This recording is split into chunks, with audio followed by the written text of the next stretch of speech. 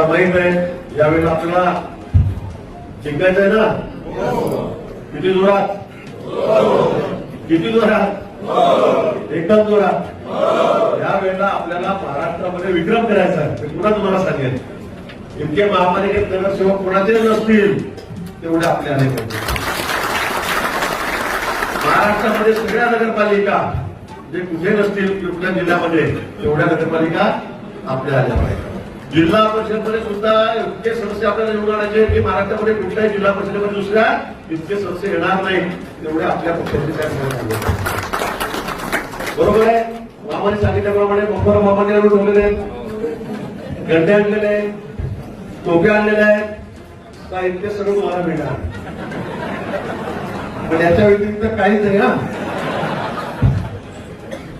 तुम्हाला लक्ष घालायचं पाहिजे. त्यामुळे मला असं वाटतं की आपली सगळी तयारी, लोक तयार आहे, जनता तयार आहे, मतदार तयार आहेत. आपण मात्र कुठे कमी करू नका. आपण कुठे मागे बिलकुल म्हणूनच बघू नका. आपल्याला ठरवायचं आहे की आपल्याला एवढा उच्चांक करायचा आहे. मागच्या वेळेला महापालिकेत आपण 57 रुपये 84 पैकी आपलं जिल्हा परिषदेमध्ये कधीही आपल्याला स्पष्ट बहुमत होतं. आपल्याला आपण 64 पैकी 35-36 लोक आपल्या ठिकाणी निवडून आले होते. यावेळेला मात्र हा आकडा खूप पुढे जायचा आहे. मी नाशिकमध्ये सांगितलंय, मी धुळ्यातही सांगितलेलं आहे, मी नंदुरबारलाही सांगितलंय, नगरलाही सांगितलं. उत्तर महाराष्ट्राची नोकरी माझ्याकडे आहे, पण मी सांगितलं उत्तर महाराष्ट्र यावेळेला महाराष्ट्रामध्ये नंबर 1 आहे, नंबर 1 आहे.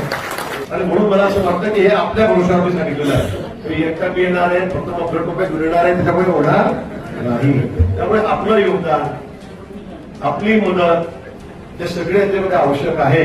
त्यामुळे सगळे धुळे जाणते कार्यकर्ता आहात. मामाने सांगितल्याप्रमाणे जे सावली देतात, झाडं त्यांचा विचार केला जाईल, जे फळं देतात त्यांचाही विचार केला जाईल. तुझ्या बाबतीमध्ये काही काळजी करू नका.